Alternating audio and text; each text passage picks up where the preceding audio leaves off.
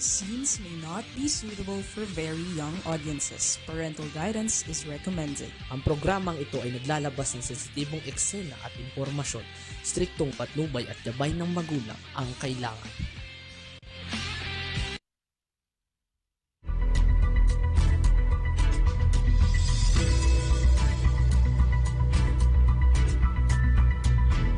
Okay, isang magandang tanghali po sa atin lahat. At syempre, nandito naman tayo sa ating balitang halian. At bago tayo magsimula ng ating programa, nais nating ipaalam sa inyo para sa mga OFW sa kanilang pamilya affected by the earthquake in Western Japan. We have DMW OWA Japan Help Desk with hotline 1348.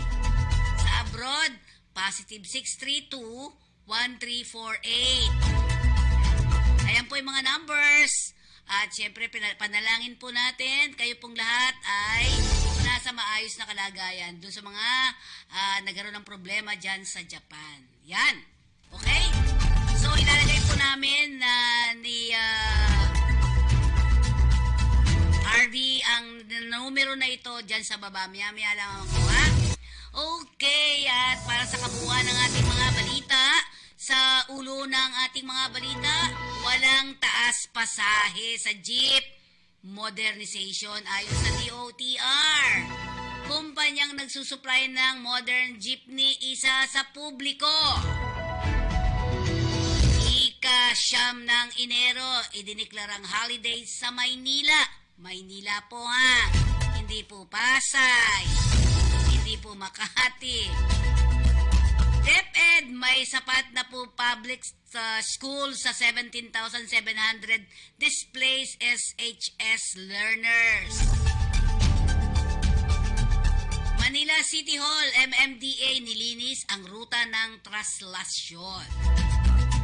Lolo, 68 years old, tinumba ng hard killer. Naku naman. Bagong COVID-19 wave sa NCR. Fake. Ha? Fake news ayon sa DOH. DOH handa na agad bigyang lisensya ang mga health centers sa Embo Barangays. Sa kabuuan ng ating mga balita, ibinasura ng Department of Transportation o DOTR nitong Huwebes ang mga alalahanin. Kung natatanda nyo kahapon, 50 at ang sinasabi, no? Ayon sa DOTR, itong nakaraang Huwebes, sabi niya, wala kayong aalalahanin na paulat na posibleng pagtaas ng pasahe sa mga jeepney dahil sa epekto ng PUB Modernization Program. Sa panayam ng Bagong Pilipinas ngayon, sinabi ni DOTR Undersecretary Timothy John Batan na kailangan sumailalim muna sa proseso ng Land Transportation Franchising and Regulatory Board ang pagtaas ng pasahe. Ipinunto ni Batan na ang nakaraang pagtaas ng pamasahe mula 1 hanggang 2 piso lang. Itong nakaraang Miyerkules, nagbabala ang grupo ng mga commuters sa posibleng pagtaas ng 50 pesos. Oh, malaki yun ha. Na minimum na pamasahe para sa mga modernong jeepney kasunod ng pagpapatupad ng PUB Modernization Program. Samantalang ang minimum na pamasahe ay 13 pesos lamang para sa traditional na jeepney at 15 pesos naman para sa modernong jeepney. Bilang tugon, sinabi ni Batan na magbibigay ng tulong ang gobyerno sa mga operators na apektado ng PUBMP. Sinimula noong 2017 pa po ito pala, layunin ng PUBM na palitan ang mga jeepney ng mga sasakyan na mayroong hindi bababa sa Euro 4 compliant na makina upang mabawasan ang pollution. Di ba? At palitan ang mga PUB na hindi nakarapat-dapat sa kalsada. Ayon naman sa pamantayan ng Land Transportation Office. Bawat unit ay nagkakahalaga ng mahigit 2 milyon. Laki. Isang halaga na kahit ang mga state-run banks na Land Banks at Development Bank of the Philippines ay sinabing masyadong mahal para sa mga PUB drivers at operators.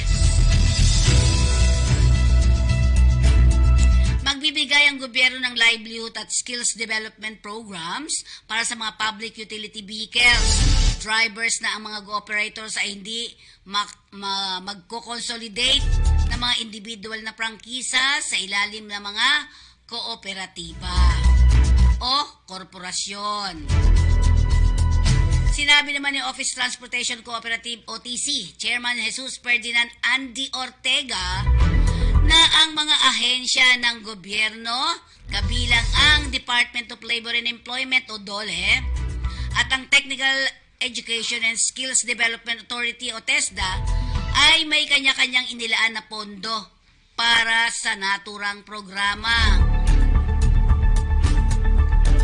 Kinakailangan ng pagsama-sama ng mga prangkisa ay isa sa mga bahagi ng PUB Modernization Program ng pamahalaan natapos nitong December 31 taong 2023. Ang consolidated o ang unconsolidated commuter jeepney ay pinapayagan pa ring mag-operate sa mga piling ruta hanggang Enero ika-21 taong kasalukuyan. Hinamon ni Senate Minority Leader Aquilino Coco Pimentel III ang Department of Transportation na isa publiko ang kumpanyang nagsusupply ng modern jeepneys. Ayon kay Pimentel, dapat ngayon pa lamang ay maging transparent na ang DOTR, PUB Modernization Program, at maging tapat na kung anong kumpanya o anong bansa ang bibilahan ng sasakyan na gagamiting pamalit para sa mga traditional jeepney na gustong i-phase out. Idinagdag pa ng minority leader na sa nasabing programa ay pinipilit na sumali sa kooperatiba at mangutang ang mga driver at operator para makabili ng bagong sasakyang nagkakahalaga ng 2 milyon.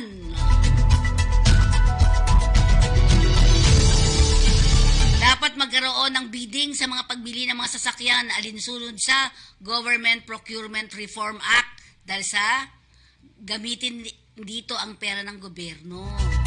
May mga hanggang dapat yan. Tinutukoy ng senador ay mahigit 200 milyong piso na maging subsidiya ng gobyerno sa pagbili ng modern jeep.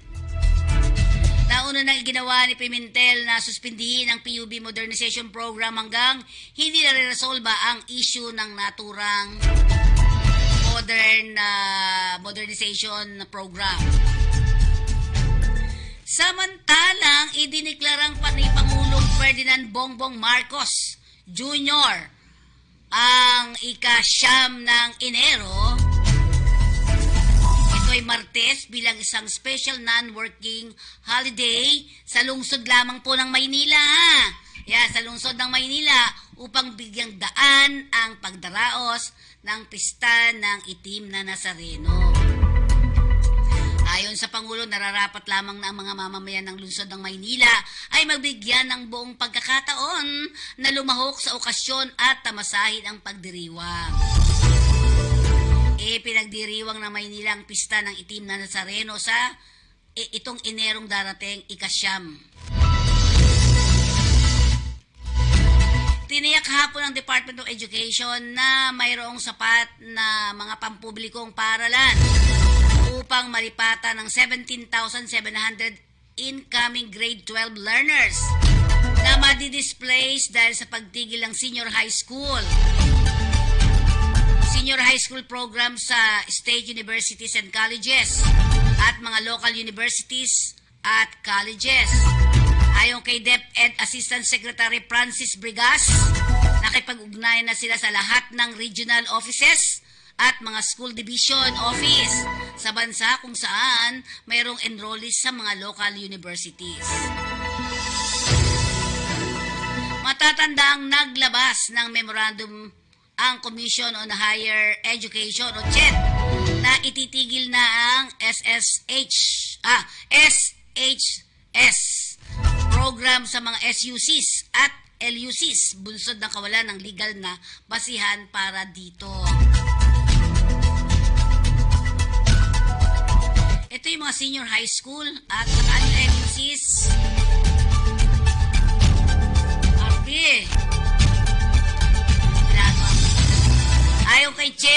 Chairman Prospero de Vera III, naglabas na rin ng notice ang DepEd na wala ng government assistance to student and teachers in a private education. Beneficiaries mula sa SUCs at LUCs maliban na lamang sa mga papasok ng grade 12. Sinabi na rin ni DepEd Undersecretary Michael Poa na ang mga SHS o Senior High School student na maapektuhan ng pagtitigil ng Senior High School program ay maaaring mag-enroll sa mga public schools o sa pribadong paaralan at mag-avail ng vouchers program. Ano ba yan? Magkatuwang na nagkasa ng clearing operation ng lokal na pamahalaan ng Maynila at ang Metro Manila at ang Metropolitan Manila Development Authority o MMDA sa ruta na daraanan ang traslasyon ng itim na Nazareno sa Quiapo, Maynila. Una nang nilinis ang Carlos Palanca Street na nakahambalang sa kalsada ang mga e-trikes, tutok ang mga tricycle. Marami sa mga ito ang na-impound at pinagmulta ng ang mga may-ari mula 1,500 hanggang 2,000 pesos. Iginit ni Wilson Chan, Chief of Operation ng Manila Traffic Parking Bureau na bukod sa daraanan ng traslasyon, isa rin sa mabuhay lanes ang Carlos Palanca Street na dapat ay malinis anumang nakaparadang sasakyan.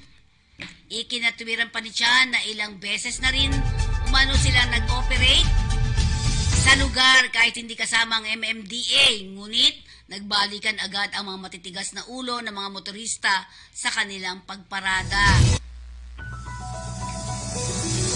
Ngayong translasyon, nangako siya na 3 beses isang araw nilang balik-balikan ang lugar para makatiyak na hindi makakapagbalik-balik ang mga illegal parkers.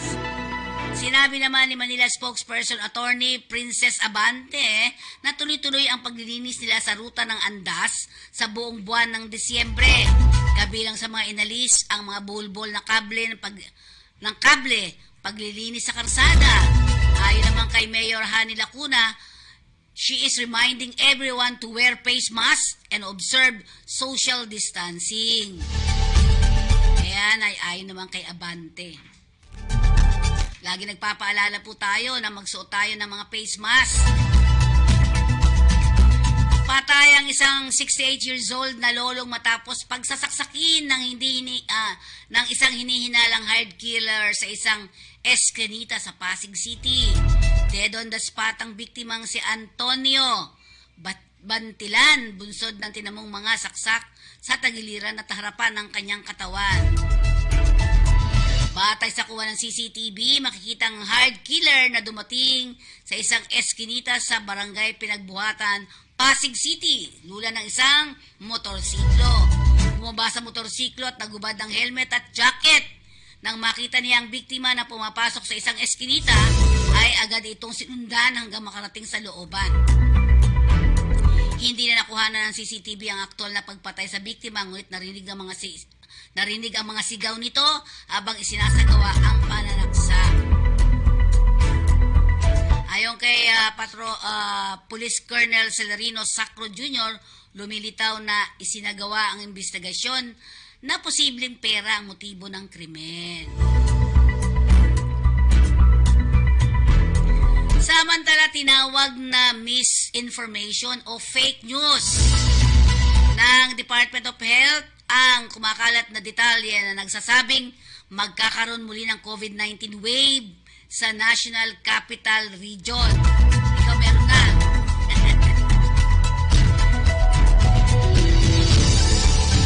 Inihayag ng isang practitioner mula sa isang pribadong ospital. Iginit ng DOH na wala. Ulitin natin na wala. Walang mapagkakatiwalang ebidensya at wala ring opisyal na pahayag mula sa mga otoridad sa kalusugan na sumusuporta sa sinasabing panibagong pagdagsa ng mga kaso ng COVID-19 sa ospital ng naturang health practitioner.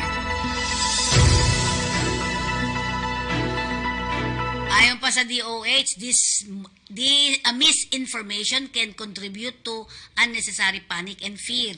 Yan ang saad ng ahensya.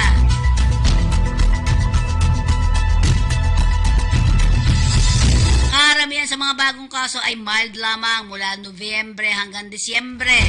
Naitala 12% ang average ng ICU bed occupancy habang 17% naman ang average ng occupancy sa mga non-ICU beds sa mga pagamutan sa bansa. Nasa 11% naman ang average ng hospital admission sa naturang mga buwan. Inikayat ng Department of Health ang legal na operators ng mga health centers sa EMBO barangays na ibinigay ang jurisdiksyon sa lokal na pamamahala ng Taguig na agad na mag-apply para sa mga license to operate upang magpatuloy ang pagbibigay serbisyo ng mga ito. Ipinaliwanag ng DOH na ang aplikasyon para sa LTO ngayong 2024 ay nag-umpisa na noong nakaraang October 2023. Ngunit para magpatuloy ang pagbibigay ng healthcare sa publiko, pinalawig ng DOH ang palugit na aplikasyon hanggang Enero 15.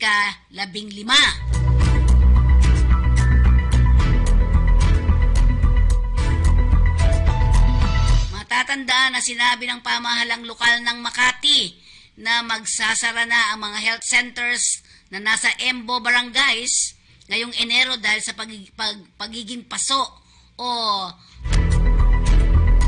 pagiging expired ng LTO ng mga ito, license to operate. Makaraang maibigay na sa pamahalang lungsod ng Taguig ang jurisdiksyon sa mga barangay. Every Filipino should get the health care they need from the most convenient and affordable high-quality doctor or providers of their choice. That is key to universal health care. Ito'y ayon sa DOH ukol sa planong agarang pagbibigay ng bagong license to operate ng mga health center. Ito po ang ating mga balita sa araw na ito. Tayo muna ay magpaalala mula sa ating himpilan.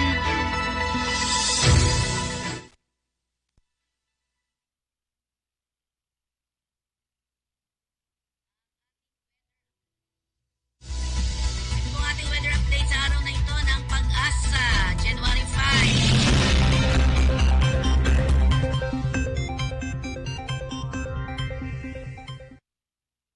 Magandang umaga sa ating lahat. Ngayon ay January 5, 2024 at narito ang update ukol sa magiging lagay ng panahon sa susunod na 24 oras. Patuloy pa rin umiiral ang northeast monsoon o amihan dito sa bahagi ng Luzon kung saan ngayong araw ay dala pa rin nito yung maulap na kalangitan at mataas na tsansa ng may hinang pagulan or pag-ambon lalo-lalo na dito sa area ng northern Luzon. Samantala, ang easterlies naman ay nakakaapekto pa rin dito sa bahagi ng Visayas at Mindanao kung saan meron din itong dalang mga isolated na mga pag-ulan, pagkidlat at pagkulog dito sa ilang bahagi or sa malaking bahagi ng Visayas at Mindanao. At ngayong araw nga or in the next 24 hours ay na-expect din natin na makakaapekto ang shear line dito sa may silangang bahagi ng Southern Luzon at Visayas kung saan magiging mataas po yung tsansa ng mga pag-ulan, pagkidlat at pagkulog na dulot nga ng shear line. Samantala, wala naman tayong minomonitor or namamataan pa na sama ng panahon na maaaring makaapekto dito sa ating bansa. At para nga sa magiging lagay ng panahon ngayong araw ng Biyernes, maulap na kalangitan at mataas na tsansa ng mga pag-ulan, pagkilat at pagkulog ang mararanasan dito sa bahagi ng Bicol Region dulot ng shear line. Samantala, meron naman tayong mga isolated na mga pag-ulan, pagkilat at pagkulog dito sa bahagi ng Mimaropa, dulot naman po yan ng mga localized thunderstorms. At dito naman sa bahagi ng Cagayan Valley, Apayao, Kalinga, Mountain Province, Ifugao, maging sa bahagi din ng Aurora at Quezon, ay magiging maulap yung kalangitan at mataas yung tsansa ng mga may hinang pagulan or pag-ambon na dulot ng amihan. At dito po sa Metro Manila, maging sa nalalabing bahagi pa ng Luzon ay magiging bahagyang maulap hanggang sa maulap yung ating kalangitan or generally fair weather condition yung ating mararanasan. Ngunit meron pa rin tayong posibilidad ng mga may hinang pagulan or pag-ambon na dulot pa rin ng amihan. Agwat ang temperatura dito sa Metro Manila ay mula 24 to 31 degrees Celsius. Samantala sa bahagi naman ng Visayas at Mindanao ngayong araw ay makakaranas din ng mataas na tsansa ng mga pag-ulan, pagkilat at pagkulog ang bahagi ng Northern Samar at Eastern Samar. Dulot po yan ng shear line. Samantala, dito naman sa bahagi ng Palawan ay meron lamang tsansa ng mga pag-ambon na dulot pa rin ng amihan. At sa nalalabing bahagi naman po ng Visayas, maging dito sa buong bahagi ng Mindanao ay generally fair weather condition yung ating mararanasan. Ngunit meron pa rin posibilidad ng mga isolated or yung mga biglaan at mga panandaliang pag-ulan, pagkilat at pagkulog dulot yan ng easterlies at ng mga localized thunderstorms. And during severe thunderstorms, itong mga pag-ulan po nito ay posible pa rin maging katamtaman hanggang sa mga malalakas na pag-ulan na maaaring magdulot ng pagbaha at pagguho ng lupa. So pag-ingat pa rin po para sa ating mga kababayan. Agwat ng temperatura sa Cebu ay mula 26 to 31 degrees Celsius at sa Davao naman ay 25 to 34 degrees Celsius. At para naman sa lagay ng dagat baybayin ng ating bansa, dulot pa rin ng northeast monsoon na amihan ay meron pa rin tayong nataas na gale warning sa dagat baybayin niya ng Batanes, northern coast ng Cagayan kasama ng Babuyan Islands, maging sa northern coast ng Ilocos Norte kung saan mapanganib pa rin ang pagpalaot para sa ating mga kababayang mangingisda pati na rin yung may mga maliliit na sasakyang pandagat. At para naman sa 3-day outlook ng mga key cities ng ating bansa, in the next 3 days, this weekend po yan hanggang sa Lunes, ang bahagi ng Metro Manila maging ang Baguio City ay patuloy nga makakaranas ng generally fair weather condition. Ngunit meron pa rin po tayong mga tsansa or posibilidad ng mga mahihinang pagulan or pag-ambon na dulot ng amihan. Agwat ng temperatura sa Metro Manila ay mula 24 to 32 degrees Celsius at sa Baguio City naman ay 16 to 24 degrees Celsius. Samantala, sa bahagi naman po ng Legazpi City this weekend ay magiging maulan or mataas yung tsansa ng mga pag-ulan, pagkidlat at pagkulog dulot po yan ng shear line. So pag-ingat po para sa ating mga kababayan dyan sa posibilidad ng mga pagbaha at pagguho ng lupa. Samantala by Monday naman ay mababawasan na po yung mga pag-ulan na ating mararanasan, ngunit meron pa rin tayong posibilidad ng mga mahihinang pag-ulan or pag-ambon na dulot naman ng amihan. Agwat ng temperatura sa Legazpi City ay mula 25 to 30 degrees Celsius. Samantala, dito naman sa bahagi ng Metro Cebu in the next 3 days, ay patuloy lamang po tayong makakaranas ng mga isolated ng mga pag-ulan, pagkilat at pagkulog dulot po yan ng mga localized thunderstorms. Agwat ng temperatura sa Metro Cebu ay mula 25 to 31 degrees Celsius. Samantala, sa Metro Davao naman po bukas ng Saturday ay may posibilidad na maging mataas yung tsansa ng mga pag-ulan, pagkidlat at pagulog dulot po yan ng easterlies. And by Monday naman ay mababawasan yung mga pag-ulan nito. Ngunit meron pa rin tayong posibilidad ng mga biglaan at mga panandaliang pag-ulan, pagkidlat at pagulog dulot yan ng mga localized thunderstorms. Agwat ng temperatura sa Metro Davao ay mula 25 to 34 degrees Celsius. Dito sa Metro Manila, ang araw ay sisikat mamayang 5:40 ng umaga, mamayang 6:22 ng umaga at lulubog mamayang 5:40 ng hapon. Patuloy po tayo magantabay sa updates na ipapalabas ng Pag-asa at para sa mas kumpletong impormasyon, bisitahin ang aming website pagasa.dost.gov.ph. At yan po muna ang latest dito sa Weather Forecasting Center ng Pag-asa. Grace Castañeda, magandang umaga po.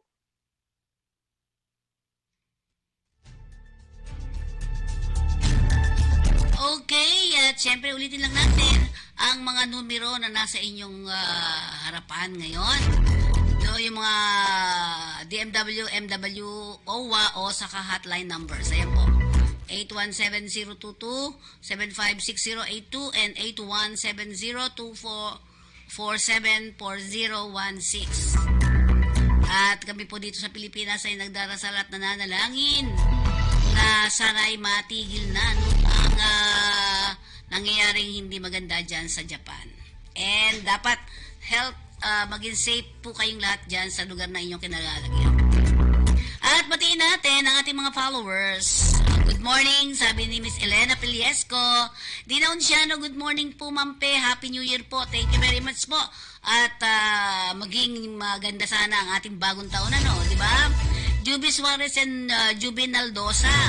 Corky Yongko, hello po sa inyo dyan sa Kuwait. Freddy Ray Dizzy Marso ng Kuwait, hello. At syempre, Salve Beles. Hello po, Mampe. Sabi niya, watching ka po. Okay, saan ka ba papunta, Miss Salve? Ayan. At syempre, balitang halian pa rin po tayo. At ngayong araw naman po na ito ay ating alamin ang mga trabaho sa Pilipinas. At local urgent, urgent vacancy, local hiring. Office IT Support Specialist. Ayan. IT support staff to report in iQuest main office in Manila. Yan.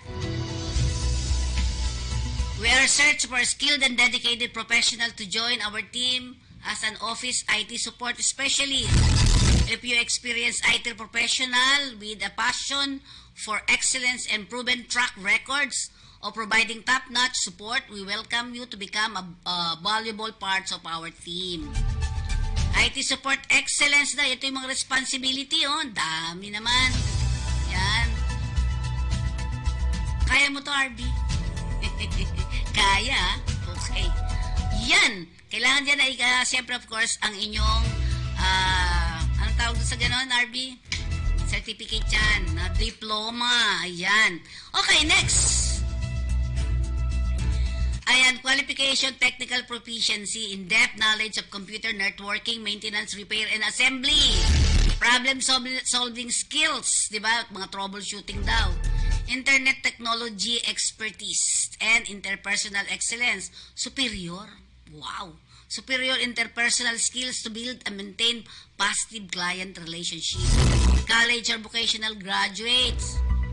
Candidate may be residing near Malate. Malate, Manila, or immediate access to the area. Ayan, apply daw. Apply daw kayo dyan. Scan QR code. Ayan po. At doon kayo mag-a-apply. Tama? Okay. Next natin. Ayan. Armed Forces Hospital Southern Region. Ito. Kamis, Saudi Arabia. With POEA accreditation number. DMW na yan. 1034-6303. Ayan. Female. Ito, RB, di ka pwede rito. Babae ito eh. Registered nurses. Radiology Department. Ayan. Yan po. Tingnan nyo mabuti.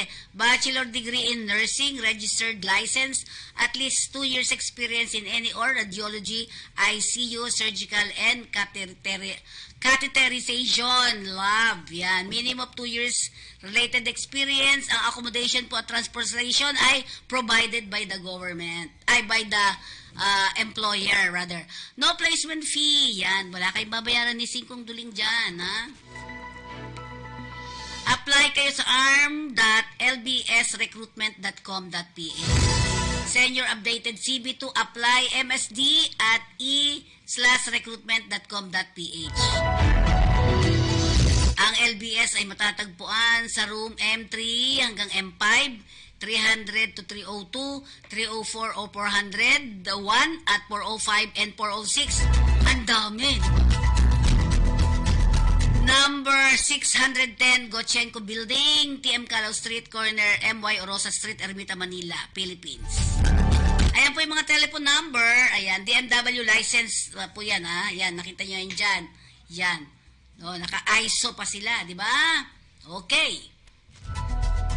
Peridot, pupunta ng New Zealand. Ano ba mga kailangan nila dito sa Peridot International Resources Incorporated? For manpower pooling po muna, ha? Ano ang mga kailangan, RB? Ayan, no fees in any form and or purpose will be collected from the applicants. Okay, civil drain layers. Di natin to alam. Civil drain layers. 10 po ang kailangan nila. At least 5 years experience abroad and ideally a drainage qualification and experience in the following deep civil drainage work. Wastewater and storm water, installing concrete and PVC pipes up to 1.2 meter diameter, reading plants and setting out poles to trenches, working in confined spaces. At least 5 years experience naman ito, drainage workers din po. Ayan, naghahanda na rin sila, ano, di ba? Dati kasi walang ganyan-ganyan sa Saudi Arabia noon. Sa New Zealand naman to ngayon, ano? At least 5 years experience abroad and working in the civil and roading industry, and alongside qualified drain layers, creating poles in trenches, digging with shovels, and confined space work. Operating civil machinery like rollers, compactors, dumpers with driver's license. Yan, they are open. Perido to, no? Perido, we are open for walk-in applicants tomorrow, right? Huh? Interested applicant, please email your detailed resume, employment certificate, and passport copy to recruitment@peridointernational.com or perido4nzcapital@gmail.com. Next natin, Renzol. Kailangan nilang 5 auto painter.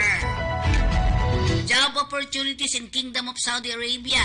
Al-Mulhim Auto Services Company Limited is looking for 5 auto painter. Anong kwalifikasyon? At least 2 years experience in relevant experience. Knowledge in mixing color is a plus. Must have certificate of employment, COE. Training certificate is a plus. Good English communication skills. First time abroad is encouraged to apply. Open for walk-in applicants, di ba? Bring your resume and prepare for initial screening. Visit us at Unit 309, 3rd floor, Cinderella Building, 825 EDSA, Barangay South Triangle, 1103, Quezon City. Monday to Friday po, 8:30 hanggang 5:30. Saudi Arabian, ang salary po ay 2,400 Saudi Riyal. Free accommodation, free transportation. Apply na kayo sa trina@rensol.com. They need 100 female cleaners in Saudi Arabia, but wala kang iPads. Delta Beer Overseas Job Placement and General Services Incorporated in Pasay.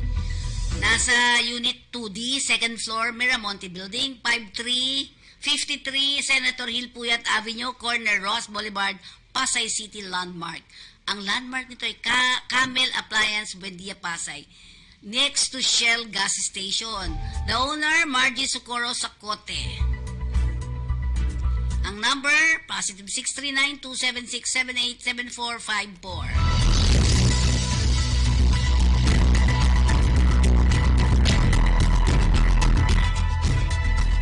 Okay, ang ating kaperahan, tingnan natin mabuti. As of January 5, ang US dollar natin ay pumapalo sa 55 pesos and 55 centavos. Ang ating euro ay pumapalo ng 60 pesos and 83 centavos. Ang pound, British pound, is 70 pesos and 49 centavos. Ang Australian dollar naman ay 37.26. 37.26 centavos. Ang Canadian dollar is pumapalo sa 41 pesos and 60 centavos. Singapore dollar, mas mataas ang Singapore dollar, 41 pesos and 79 centavos. Ang Swiss franc nila ay 65 pesos and 38 centavos. Ang ringgit, 11 pesos. Pwede na rin, pumapatak na rin sa 12 pesos eh. Japanese yen is 0.3838.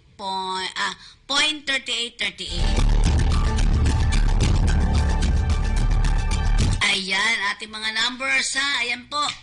Para doon sa mga nangangailangan ng tulong suporta sa ating OWA, doon sa mga nasa Japan. Yan. Okay? Paalala muna tayo mula sa ating himpilan. Paalala tayo. Ang pananghalian natin, tingnan nga natin kung gaano kasarap. Okay, ang ating Sincerity Cafe and Restaurant na matatagpuan sa iba't ibang panig ng Kamaynilaan at dalawa naman sa Quezon City. Ang ating mga telephone number ay 8241-9990 and 8241-9972 para sa inyong mga catering. Baka gusto nyo po magpa-deliver. Apakasarap ng mga, ang pinaka number 1 dyan na masarap po sa Sincerity ay ang kalang chicken. Ang paborito ko dyan ay oysters cake, di ba? 1956 pa nang itayo ng pamilya Uy ang naturang Sincerity Restaurant na matatagpuan sa iba't ibang panig ng Kamaynilaan tulad ng 519 Quintin Paredes Street, Binondo, Manila. Meron din tayo sa 238 Banawi Center, Banawi Street, Barangay Manresa, Quezon City. At kung kayo na may matutungo dito sa Lucky China Town Mall, ayan, nasa ground floor ng Binondo, Manila. Meron din sa Unit 2, 285 Gibara Street, Corner Hardboard Street, Little Baguio, San Juan. Matungo naman kayo sa Robinson's Magnolia. Express Sincerity rin po ang naririyan. At ang SM Mega Mall sa Quezon City.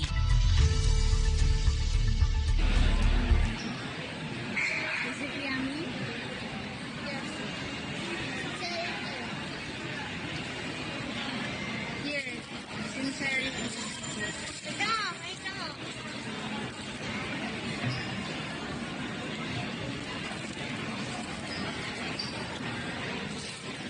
Yeah, stop recording. Ayan po, Pampamily Pack ang inyong absolute pure distilled drinking water. I love this water.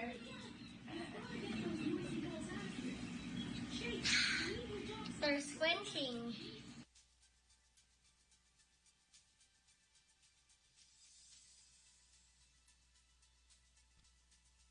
Ayan ang ating absolute pure distilled drinking water. May pang pamilya na, may pang sports pa at pang personal. At para naman sa ating flag carrier ng Pilipinas, andyan po ang ating Philippine Airlines. Ayan, gustong-gusto pong sakyan yan ang ating mga elderly kasi safe ka na, safe and sound sa pagsakay at pagbaba ng ating flag carrier. Walang iba kundi ang ating Philippine Airlines.